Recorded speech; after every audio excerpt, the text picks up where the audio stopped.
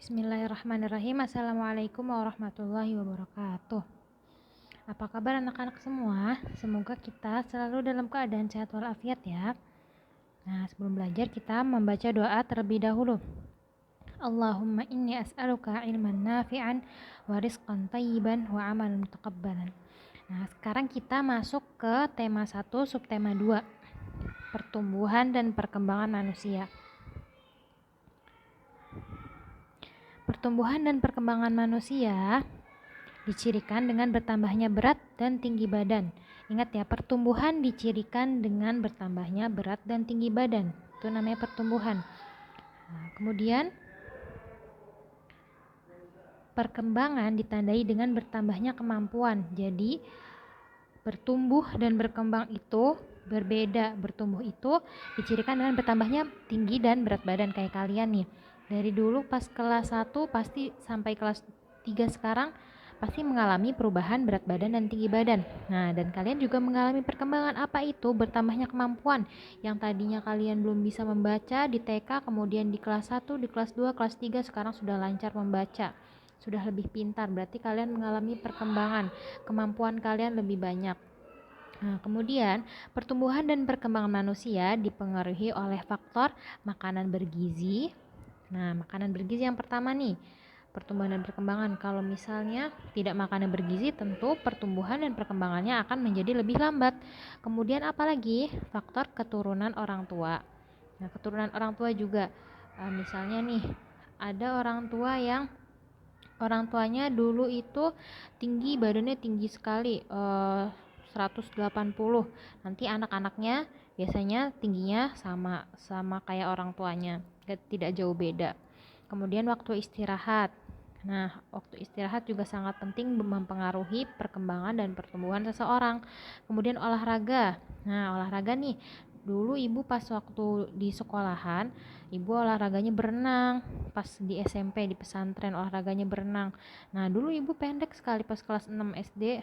Pas sudah selesai SMP, alhamdulillah ibu mengalami pertumbuhan bertambah tinggi karena olahraga yang rutin, terus rekreasi atau jalan-jalan dan lingkungan. Pokoknya lingkungan itu bisa mempengaruhi pertumbuhan dan perkembangan kita. Nah, sekarang nih kita masuk ke PKN, Garuda Pancasila. Sila kedua yang apa bunyinya anak-anak? Kemanusiaan yang adil dan beradab. Nah, kemanusiaan yang adil dan beradab adalah sila kedua yang dilambangkan dengan rantai yang disusun atas gelang-gelang satu dan lainnya saling membahu atau saling berhubung nih. Rantai ini saling berhubung satu dan yang lainnya.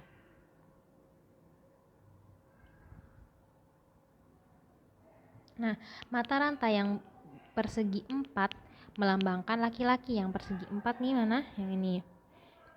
Melambangkan laki-laki. Kemudian mata rantai yang bulat melambangkan perempuan. Nah, di sini.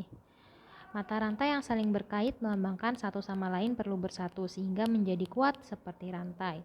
Nah, ini ya, jangan lupakan kemarin yang kita sudah pelajari di kelas 2 yaitu sila kedua yang bunyinya kemanusiaan dan yang adil dan beradab yang dilambangi oleh rantai emas.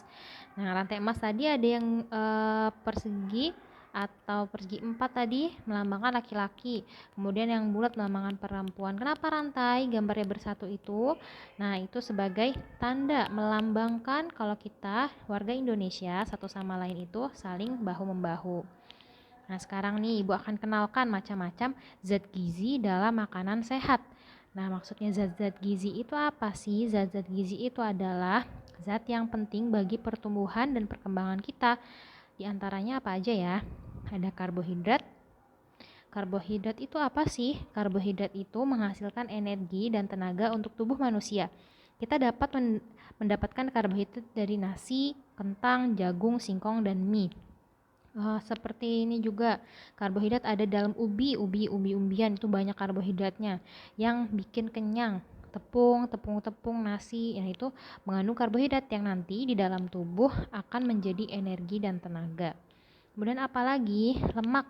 Nah, kalian pernah sudah tahu kan lemak itu apa? Lemak itu adalah sumber energi bagi tubuh dan menjaga suhu tubuh. Nah, misalnya nih kalian kedinginan, yang menjaga kalian dari suhu yang dingin itu adalah lemak dalam tubuh kalian. Jadi lemak bukan hanya membuat orang jadi gendut ya, orang kurus juga ada lemaknya loh. Karena orang kurus juga harus mempunyai cadangan energi dalam tubuhnya dan melindunginya dia dari apa? Dari suhu yang dingin. Suhu tubuh, menjaga suhu tubuhnya dia. Nah, lemak itu didapatnya dari mana sih anak-anak? Dari daging, susu, telur, alpukat, dan kacang tanah. Ada juga dari biasanya lemak sapi atau lemak-lemak yang lain, banyak dari mentega, itu juga banyak lemaknya. Kemudian apalagi protein, kita kenalan sama yang namanya protein nih. Protein berfungsi untuk masa pertumbuhan dan sebagai cadangan makanan bagi manusia. Protein ada dari hewan atau yang dari tumbuhan, apa namanya protein nabati. Nah, protein hewani itu biasanya kita dapatkan di susu, daging ayam, ikan, daging sapi, pokoknya daging-dagingan, telur. Nah, kalau protein nabati yang kita dapati dari tumbuhan, misalnya tempe, tahu, susu kedelai. Nah, itu adalah contoh dari protein nabati. Kemudian zat gizi yang selanjutnya adalah vitamin. Vitamin itu berfungsi melancarkan metabolisme dalam tubuh dan menjaga daya tahan tubuh sehingga terhindar dari penyakit. Nah, jadi biasanya ya kita saat corona ini dianjurkan untuk banyak minum vitamin C. Vitamin C yang baik itu berasal dari buah-buahan yang ada di sekitar kita. Misalnya ada di buah, banyak vitamin C itu ada di buah jeruk, atau kalian makan pokoknya buah-buahan dan sayur-sayuran yang ada di sekitar kita itu banyak mengandung vitamin C.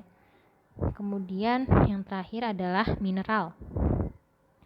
Mineral berfungsi menjaga kesehatan tulang, mencegah gangguan otot, menjaga kesehatan kulit, dan memelihara fungsi otak.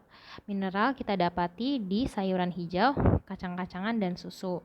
Nah, ini anak-anak ya, zat-zat gizi dalam makanan sehat yang perlu kalian miliki setiap harinya, perlu ada dalam tubuh kalian setiap harinya dengan porsi yang seimbang. Nah, jadi kita tidak boleh kelebihan atau kekurangan karbohidrat, lemak, protein, vitamin, dan mineral. Harus makan makanan yang seimbang. Semua ini harus dimakan dengan secara seimbang dalam tubuh kita. Nah, sekarang kita masuk ke tugas hari ini. Apa ya tugas hari ini? Pembelajaran 1, membaca saja halaman 45 dan 46. Ini dibaca saja ya, halaman 45 dan 46. Kemudian setelah kalian membaca, kalian baru bisa mengerjakan halaman 47, 50, dan 52. Apalagi pembelajaran 2, membaca saja halaman 53 dan 56. Setelah kalian baca, kalian bisa mengerjakan ayo bercerita halaman 57. Jangan lupa dikumpulkan ya. Fotokan halaman 47, 50, dan 52 saja. Kemudian kirim ke WhatsApp Ibu Kiki. Jika anak kelas 3A, berarti dikirimkan ke Bu Indri sebagai wali kelasnya. Oke, sampai sini pembelajaran kita hari ini. Mudah dan semoga menyenangkan ya. Dan semoga kalian tetap semangat walaupun kalian belajar dari jauh dari rumah. Oke, kita tutup dengan doa kafaratul majelis. Subhanaka Allahumma bihamdik asyhadu alla ilaha illa anta astaghfiruka wa atubu ilaik. Assalamualaikum warahmatullahi wabarakatuh.